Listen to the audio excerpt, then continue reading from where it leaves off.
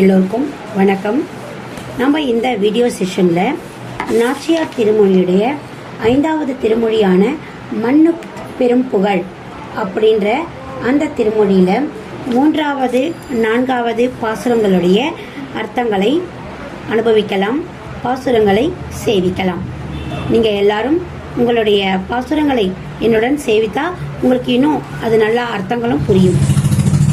மாதளி தேர் முன்பு கோல் கொள்ள மாயன் ராவணன் மேல் சரமாரி தாய் தலை அற்று அற்று வீட தொடுத்த தலைவன் வர எங்கும் காணேன். போதலர்காவில் புதுமணம் நார பொறிவண்டின் காமரம் கேட்டு உன் காதலையோடு உடன் வாழ்க்குயிலே என் கருமாணிக்கம் வர கூவாய். எவ்வளோ ஒரு அழகான பாசுரம் பாருங்க. மாதளி, இப்போ மாதளினா யாரு? இந்திரனுடைய தேரோட்டி பேர் மாதளின் பேர். அந்த இந்திரனுடைய தேரோட்டி ராமனுக்கு அந்த யுத்தங்கள் ராவணன் கூட யுத்தத்தப்போ தன்னுடைய தேரோட்டிய ராமனுடைய தேரோட்டியா அந்த யுத்த காலத்தில் அப்பாயிண்ட் பண்ண கொடுத்துருக்கிறார். அதுதான் சொல்றார், மாதளி தேர் முன்பு கோல் கொள்ள. அந்த மாதளியினுடைய தேர் முன்பு, யார் முன்பு? யாருடைய தேர் முன்பு? ராவணனுடைய தேர் முன்பு கோல் கொள்ள. கோல்னா கையில் அந்த அந்த தேர் குதிரையை வைக்கிறதுக்கு ஒரு சாட்டி இருக்கும்ல, அந்த சாட்டியை செலுத்தினான். அப்போ மாயன் ராவணன் மேல். மாயன்னா யாரு? கிருஷ்ணதானே சொல்லுவோம். இங்கேயே மாயன், இந்த இடத்துல மாயாவி ராவணன். ஏன்தான் அவன் என்ன பண்ணான்? அவன் தலையை அடிக்க அடிக்க அடிக்க 101 தடவை திருப்பி திருப்பி தலை விழுந்து மேலே ஜாயின் ஆச்சான். ஒரு வாட்டி அடிக்கிறன்னு உழறதான், திருப்பி மேலே ஏறிக்கிறதான், உழறதான். அதான் இந்த மாயாவித்தனம் பண்ணவன் அந்த இடத்துல. மாயன் ராவணன் மேல் சரமாரினா அம்பு மழை. தாய் தலை அற்று அற்று விழ. தாய் தலைனா மெயினான தலை, சென்டர் தலை. நம்ம கூட தாய் சோறுன்னு சொல்லுவோம் பாருங்க. அந்த மாதிரி மெயினான தலை கீழே விழுறது, திருப்பி ஏறிக்கிறது, கீழே விழுறது, திருப்பி ஏறிக்கிறது. சர்ற மாதிரி அம்பு அடிக்கிறா, டப்புன்னு விழுறது, திருப்பி ஏறிக்கிறது, திருப்பி விழுறது. ஏன்னா அவன் மாயாவி அந்த ராவணன்.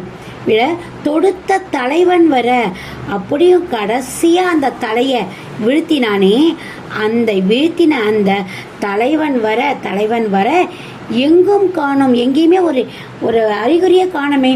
அவன் வரப்போறான்றதுக்கு எந்த அறிகுறியுமே காணுமே. யாரு? ராவணனை வீழ்த்திய அந்த ராமன் மாதளி அந்த தேரோட்ட ராமன் பின்னாடி உட்கார அவனுடைய தலையை சரமறியா அடிச்ச அந்த கடைசியில வீழ்த்திய அந்த ராமணன் வர அறிகுறி எங்கேயுமே காணுமே. இப்ப அடுத்தது இந்த முதல் 4 லைன்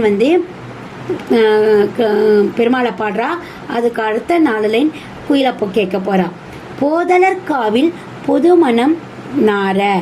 போது அலர்காவில். போதுனா மலர்ந்த பூ, போதுனா மலர்ந்த, அலர்னா பூ. காவில் இந்த சோலையில் மலர்ந்த புது மனமா இருக்கும். புது மனம். நாரனா வாசனை. நம்மளாம் இப்பதான் நாற்றம்னா பேட் ஸ்மெல்னு நினைக்கிறோம். ஆனா இந்த இடத்துல நாற்றம் அப்படின்னா குட் ஸ்மெல்னு அர்த்தம். பொறிவண்டின் காமரம் கேட்டு. அந்த சோலையில வண்டுகள் எல்லாம் ரிங்குன்னு ஒரு ஓசை போடும், ஒரு அது பேர் அந்த ரிங்கார ஓசை. அதை கேட்டு உன் காதலியுடன் வாடும் வாழ்க்குயிலே. அதாவது நீ இப்ப தனியா இல்லை, நீயும் உன்னை காதலியோட இருக்கானோ, நான் மட்டும் இங்க தனியா இருக்கேன். அதுவும் நீ எப்படி அனுபவிச்சுட்டு இருக்க இந்த சோலையில, இந்த வாசனையான இந்த பூக்கள் மலர, அதை அனுபவிக்கிற அந்த தேனீக்கள் ரீங்காரமிட, காமரம் கேட்டு, பொறிவண்டின் காமரம் கேட்டு நீ உன் காதலியுடன் இருக்கை. ஆனா என் கருமாணிக்கம், என் மணிவண்ணன், என் நீல மாணிக்கம், நீல ரத்தினம் வர கூவாய் அப்படின்னு சொல்லிட்டு இந்த பாசுரத்துல ஆண்டாள் அந்த குயிலை கேட்கிறா. மாதளி தேர் முன்பு கோல் கொள்ள மாயன் இராவணன் மேல் சரமாரி தாய்த்தலை அற்று அற்று வீழ தொடுத்த தலைவன் வர எங்கும் காணேன். போதலர்காவில் புதுமணம் நார பொறிவண்டின் காமரம் கேட்டு உன் காதலையோடு உடன்வாழ் குயிலே என் கருமாணிக்கம் வர கூவாய் அப்படின்றது 3வது பாசுரம். 4வது பாசுரம் பாருங்க. என்பு உருகி இனவேல் நெடுங்கண்கள் இமை பொருந்தா பல நாளும் துன்பக் கடல்புக்கு வைகுந்தன் என்பது ஓர் தோணி பெறாது உழல்கின்றேன். அன்பு உடையாரை பிரிவுறு நோய் அது நீயும் அறுதி குயிலே. பொன்புரை மேனி கருளக் கொடி உடை புண்ணியனை தர வரக்கூவாய். அதாவது என் எலும்பெல்லாம் உருகி போயிடுத்து.